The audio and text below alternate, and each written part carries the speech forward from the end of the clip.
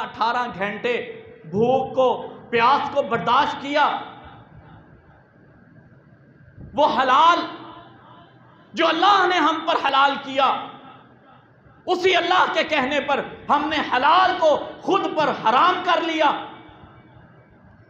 یہاں یہ بھی معلوم ہوا حلال اور حرام کا تصور صرف ایک ہے، اللہ اور اس کا رسول جس کو حلال کہے گا ہم اس کو حلال جانیں گے، اللہ اور اس کا رسول جس کو حرام کہے گا ہم اس کو حرام جانیں گے۔ ہمارے نزدیک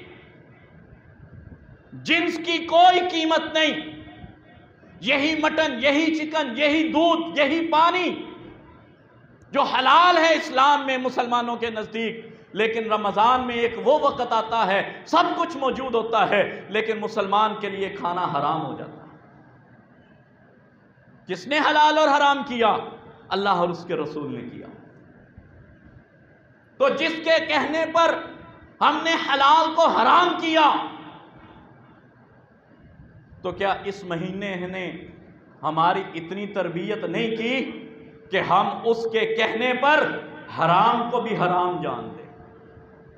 جیسے حلال کو چھوڑ دیا ویسے حرام کو ہمیشہ کے لیے چھوڑ دیں، کیونکہ حلال کو چند گھنٹوں کے لیے بھی چھوڑنے کا حکم اسی اللہ کا ہے اور حرام کو ہمیشہ کے لیے چھوڑ دینے کا بھی حکم اسی اللہ کا ہے۔ دو رنگی چھوڑ دو، یک رنگ ہو جا۔ اللہ کے کہنے پر حلال کو چھوڑ دیا ہے تو اللہ کے کہنے پر حرام کو کیوں نہیں چھوڑتے؟ بڑے خوش نصیب ہیں وہ لوگ کہ جنہوں نے روزہ رکھا، رمضان آیا، پھر رمضان نے ان کے عقائد میں تبدیلی کو پیدا کیا، وہ حقیقی تبدیلی جو مقصد تھا محمد الرسول اللہ صلی اللہ علیہ وسلم کا دنیا میں آنے کا۔ اگر یہ رمضان کا مہینہ میرے اور آپ کے عقیدے کو درست نہیں کر سکا، یہ رمضان کا مہینہ میرے اور آپ کے اعمال کو درست نہیں کر سکا، اگر یہ مہینہ میرے اور آپ کے نظریات کو درست نہیں کر سکا، تو یہ 29-30 دن رات لیل و نہار ہم نے صرف اور صرف بھوک اور پیاس کو برداشت کیا ہے۔ اس کی مثال اس طرح ہے کہ جیسے ایک جانور کے مالک نے اپنے جانور کو جی بھر کر پیٹ بھر کر چارہ کھلا دیا، پھر سارا دن اس کا منہ بند رکھا، نہ پانی ملا نہ چارہ ملا، شام کو اس کی کھرلی پر لے گیا اور اس نے رج کر کھانا کھا لیا۔ اس جانور کے علاوہ کوئی مثال اس کی نہیں ہے جس نے رمضان المبارک میں اپنے عقیدے کو ٹھیک نہیں کیا۔ کیا یہ رمضان ہمارے عقائد کو درست کر سکا؟ اور یاد رکھیے گا، عقائد میں سب سے پہلے عقیدہ توحید ہے۔ اگر رمضان میں بھی ہمارا عقیدہ نہ بنا، مالک ایک اللہ، خالق ایک اللہ ہے، رازق اللہ ہے، مشکل کشا اللہ ہے، حاجت روا اللہ ہے، اولاد دینے والا صرف اللہ ہے، ہماری دعاؤں کو قبول کرنے والا صرف ایک اللہ ہے، اور اللہ دعاؤں کو بغیر واسطے کے قبول کرتا، بغیر وسیلے کے قبول کرتا۔ اللہ کو کوئی حاجت نہیں کہ مخلوق میں سے کسی کا واسطہ اور وسیلہ اللہ کے سامنے پیش کیا جائے۔ وہ رازق، رزق دینے والا، وہ خالق، پیدا کر دینے والا، وہ اللہ شفا دینے والا، وہ اللہ ہی کے حکم سے بیماری آتی ہے، اللہ کے حکم سے شفا آتی ہے، اللہ کے حکم سے اولاد ملتی ہے، زندگی اور موت کا بھی اللہ مالک ہے۔ اگر عقیدہ توحید ہمارے عقائد میں شامل نہیں ہوا، یہ رمضان ہمیں کوئی فائدہ نہیں دے کر گیا۔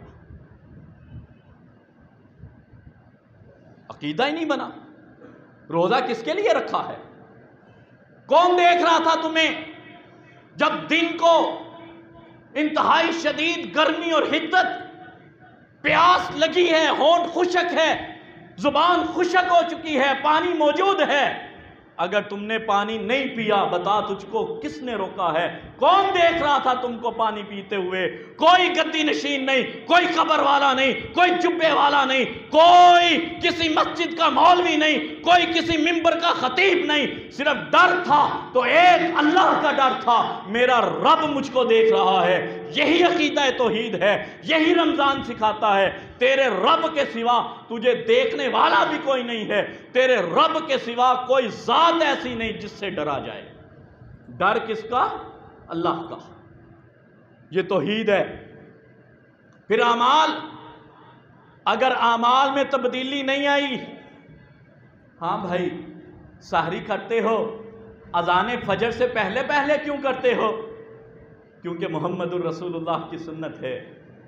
ہاں جب تیرا عمل کھانا کھانے میں جو کہ تیری حاجت ہے، تیری ضرورت ہے، تمہیں بھوک ابھی باقی ہے، لیکن کیا کہا؟ ٹائم، وقت ختم ہو گیا ہے، اب ایک لقمہ بھی حلق سے نیچے نہیں اتاروں گا۔ یہ محمد الرسول اللہ کا پیغام ہے۔ اور جس نبی کے کہنے پر تم نے سحری کے وقت اپنے کھانے کو روک دیا، اپنے ہاتھ کو روک دیا، بھوک ابھی باقی تھی، حاجت ابھی باقی تھی، لیکن نہیں کھایا، اس لیے کہ محمد الرسول اللہ نے منع کیا ہے، وقت ہو چکا ہے، اسی نبی کے کہنے پر کیا تو نے اپنا چہرہ، اپنا لباس، اپنا گھر کا ماحول، اپنا کاروبار، اپنا لین دین اس نبی کے کہنے کے مطابق بنایا ہے کہ نہیں بنایا؟ ہم نے یہ دیکھنا ہے۔ یہ سحری کا پیغام ہے۔ لوگوں، جس نبی کے کہنے پر تم نے کھانا چھوڑا، جس نبی کے کہنے پر کھانا چھوڑا، آج وعدہ کرو یہ رمضان کا جمعۃ الوداع، آج وعدہ کرو اسی نبی کے کہنے پر جھوٹ کو ہمیشہ کے لیے چھوڑ دو گے۔ آج وعدہ کرو اسی نبی کے کہنے پر اپنے چہرے کو نبی کی سنت کے ساتھ سجا لو گے۔ میرے الفاظ شاید کسی کو تکلیف دیں، دکھ دیں، میں معذرت خواہ ہوں۔ یار نبی کے کہنے پر روٹی کھانی چھوڑ دی ہے، نبی کے کہنے پر داڑھی کو کیوں نہیں چھوڑتے؟ کیوں نہیں چھوڑتے؟ یہ دو رنگی نہیں ہے؟ ایسا کیوں ہے؟ نبی کے کہنے پر دکاندار جھوٹ بولنا کیوں نہیں چھوڑتا؟ روٹی چھوڑتا ہے، پانی چھوڑتا ہے، دودھ چھوڑ دیتا ہے، جھوٹ کیوں نہیں چھوڑتا؟ اسی نبی کے کہنے پر۔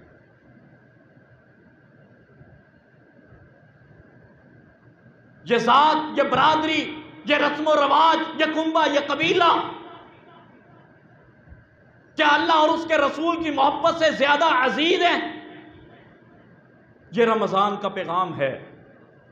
لوگوں، رمضان گزارا ہے تو پتہ چلے رب کے بندوں نے رمضان سے کچھ سیکھا ہے۔ یہ رمضان گیا ہے تو بندے کو رب کے ساتھ تعلق جوڑ کر گیا ہے، رب کا اور بندے کا تعلق آپس میں مضبوط کر کے گیا ہے۔ یہ نہیں کہ رمضان آیا اور گزر گیا، ہمیں معلوم ہی نہ ہوا۔ اس لیے تو مالک کائنات نے فرمایا لا تکونوا کالذین نسوا اللہ، ان لوگوں کی طرح نہ ہو جانا جنہوں نے اپنے رب کو ہی بھلا دیا۔